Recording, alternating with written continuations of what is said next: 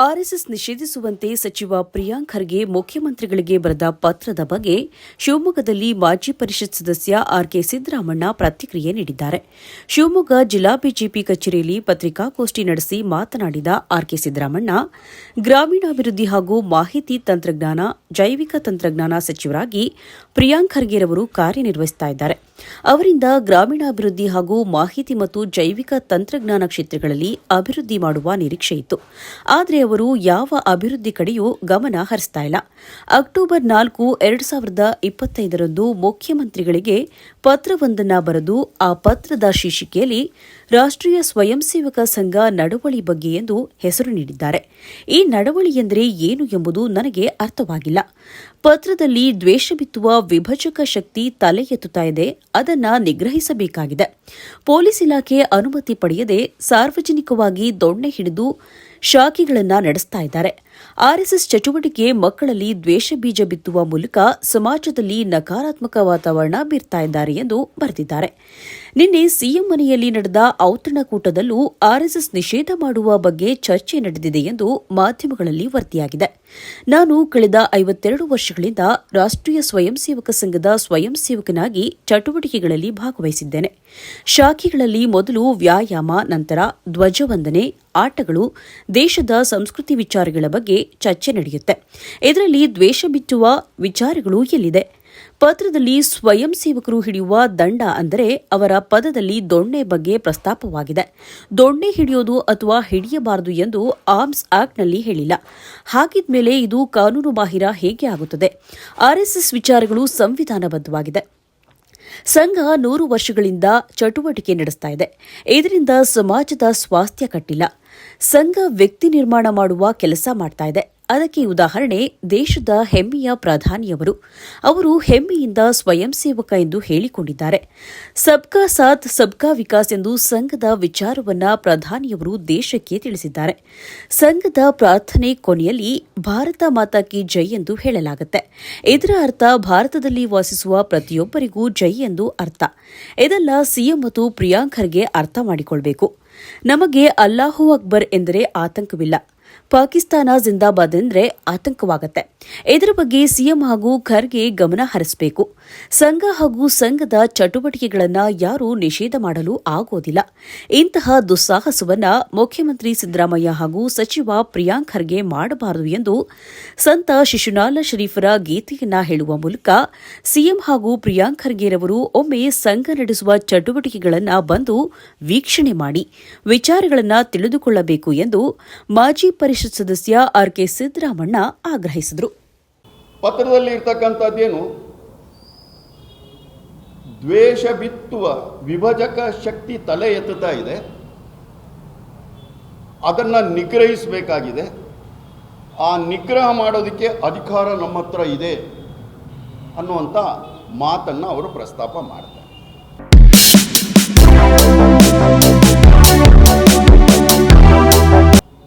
ಆಮೇಲೆ ಪ್ರಸ್ತಾಪ ಮಾಡ್ತಕ್ಕಂಥದ್ದು ರಾಷ್ಟ್ರೀಯ ಸ್ವಯಂ ಸೇವಕ ಸಂಘ ಎಂಬ ಹೆಸರಿನ ಅಂತ ಹೇಳಿ ರಾಷ್ಟ್ರೀಯ ಸ್ವಯಂ ಸೇವಕ ಸಂಘದ ಪ್ರಸ್ತಾಪ ಮಾಡ್ತಾರೆ.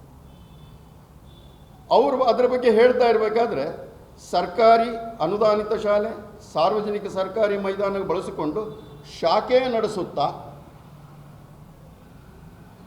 ಘೋಷಣೆಗಳನ್ನು ಕೂಗುತ್ತಾ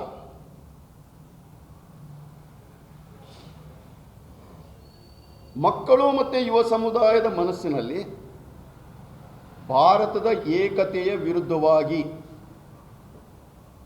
ಸಂವಿಧಾನದ ಆಶಯಗಳ ವಿರುದ್ಧವಾಗಿ ನಕಾರಾತ್ಮಕವಾದಂಥ ಆಲೋಚನೆಗಳನ್ನು ತುಂಬಲಾಗ್ತಾ ಇದೆ ಅನ್ನುವಂಥ ಪ್ರಸ್ತಾಪವನ್ನು ಅವರು ಮಾಡಿದ್ದಾರೆ. ಅದಾದಮೇಲೆ ಇನ್ನೊಂದು ಪ್ರಸ್ತಾಪ ಮಾಡಿರ್ತಕ್ಕಂಥದ್ದವರು ಪೊಲೀಸ್ ಅನುಮತಿ ಪಡೆಯದೆ ದೊಣ್ಣೆ ಹಿಡಿದು ಆಕ್ರಮಣಕಾರಿ ಪ್ರದರ್ಶನದ ಮೂಲಕ ಮಕ್ಕಳು ಯುವಜನರ ಮನಸ್ಸಿನಲ್ಲಿ ದುಷ್ಪರಿಣಾಮ ಬೀರಲಾಗುತ್ತಾ ಇದೆ. ಎರಡನೇದು, ಹಾಗಾಗಿ ಸಮಾಜದ ಸ್ವಾಸ್ಥ್ಯದ ಹಿತದೃಷ್ಟಿಯಿಂದ ಈ ಚಟುವಟಿಕೆನ ಸರ್ಕಾರಿ ಸಾರ್ವಜನಿಕ ಸ್ಥಳಗಳಲ್ಲಿ ಈ ಚಟುವಟಿಕೆನ ನಿರ್ಬಂಧ ವಿಧಿಸಬೇಕು ಅನ್ನುವಂಥ ಮನವಿನ ಮುಖ್ಯಮಂತ್ರಿಗಳಿಗೆ ಮಾಡಿದ್ದಾರೆ. ಪಾಪ ಮುಖ್ಯಮಂತ್ರಿಗಳು ಕೂಡ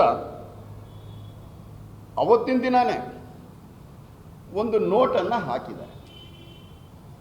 ಯಾರಿಗೆ? ಮುಖ್ಯ ಕಾರ್ಯದರ್ಶಿಗಳಿಗೆ ಒಂದು ನೋಟನ್ನು ಹಾಕಿದ್ದಾರೆ. ಪರಿಶೀಲಿಸಿ ಕೂಡಲೇ ಅಗತ್ಯ ಕ್ರಮ ಕೈಗೊಳ್ಳುವುದು, ಪರಿಶೀಲಿಸಿ ಕೂಡಲೇ ಅಗತ್ಯ ಕ್ರಮ ಕೈಗೊಳ್ಳುವುದು ಅಂತ ಹೇಳಿ ಒಂದು ನೋಟ್ ಹಾಕಿ ಈ ಪತ್ರ ಇವಾಗ ಈ ಕ್ಷಣದೊಳಗೆ ಆಗಿದೆ. ಮುಖ್ಯ ಕಾರ್ಯದರ್ಶಿಗಳ ಕಚೇರಿ ಒಳಗೂ ಇದೆ. ಅದರ ಮೇಲೆ ಅವ್ರು ಏನು ಕ್ರಮ ತಗೋಬೇಕು ತಗೋತಾರೆ. ಇತ್ತೀಚೆಗೆ ನಿನ್ನೆ ಬಾಗಲಕೋಟೆಯಲ್ಲಿ ಒಂದು ಮಾತನ್ನು ಅವರು ಹೇಳಿದ್ದಾರೆ. ಸನ್ಮಾನ್ಯ ಮುಖ್ಯಮಂತ್ರಿಗಳು ಒಂದು ಮಾತನ್ನು ಹೇಳಿದ್ದಾರೆ. ತಮಿಳುನಾಡು ಮಾದರಿಯಲ್ಲಿ ಈ ಚಟುವಟಿಕೆ ಮೇಲೆ ನಿರ್ಬಂಧ ಹೇರ್ತೇನೆ ಅನ್ನುವಂಥದ್ದು. ಇನ್ನೊಂದು ಕೂಡ ನಿನ್ನೆ ಅವರೊಂದು ಔತಣಕೂಟ ನಡೆಸಿದ್ದಾರೆ. ಮಂತ್ರಿಗಳ ಜೊತೆಗೆ ಒಂದು ಔತಣಕೂಟ. ಔತಣಕೂಟದಲ್ಲೂ ಕೂಡ RSS ಮೇಲಿನ ಈ ನಿಷೇಧದ ಬಗ್ಗೆ ಚರ್ಚೆ ಮಾಡಿದ್ದಾರೆ ಅನ್ನುವಂಥ ಮಾಹಿತಿಗಳು ಕೂಡ ಇವತ್ತಿನ ದಿನ ಪತ್ರಿಕೆಗಳಲ್ಲಿ, ಮಾಧ್ಯಮಗಳಲ್ಲಿ ಈ ಮುಖಾಂತರ ನಮಗೂ ಕೂಡ ತಲುಪಿದೆ. ಸಂಘಕ್ಕೆ, ಈ ಸಂಘದ ಶಾಖಾ ಚಟುವಟಿಕೆ ಈ ದೇಶದಲ್ಲಿ ನಡೀತಾ ಇರತಕ್ಕಂಥದ್ದು ಏನೋ ನಿನ್ನೆ ಮೊನ್ನೆದೇನಲ್ಲ. ಇದು 1925 ವಿಜಯದಶಮಿಗೆ ಪ್ರಾರಂಭ ಆದಂಥದ್ದು ಇವತ್ತಿಗೂ ಕೂಡ ಆ ಚಟುವಟಿಕೆ ನಡೀತಾ ಇದೆ. ಆ ಚಟುವಟಿಕೆಗೆ 100 ವರ್ಷ ತುಂಬಿದೆ.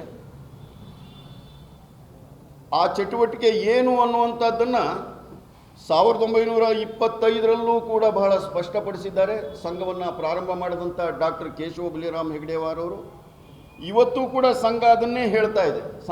ಸಂಘದ ವಿಚಾರದಲ್ಲಿ ಏನು ವ್ಯತ್ಯಾಸ ಇಲ್ಲ. ಹಾಗಿದ್ರೆ ಏನು ಸಂಘ ಹೇಳ್ತಾ ಇರ್ತಕ್ಕಂಥದ್ದು? ರಾಷ್ಟ್ರೀಯ ಸ್ವಯಂ ಸೇವಕ ಸಂಘ ಹೇಳ್ತಾ ಇರ್ತಕ್ಕಂಥದ್ದು ಏನು? ರಾಷ್ಟ್ರೀಯ ಸ್ವಯಂ ಸೇವಕ ಸಂಘ ಹೇಳ್ತಾ ಇರ್ತಕ್ಕಂಥದ್ದು, ಅದರ ಉದ್ದೇಶ ಇರ್ತಕ್ಕಂಥದ್ದು, ಈ ದೇಶದಲ್ಲಿ ಇರ್ತಕ್ಕಂಥ ಹಿಂದೂ ಸಮಾಜದ ಸಂಘಟನೆ ಆಗಬೇಕು.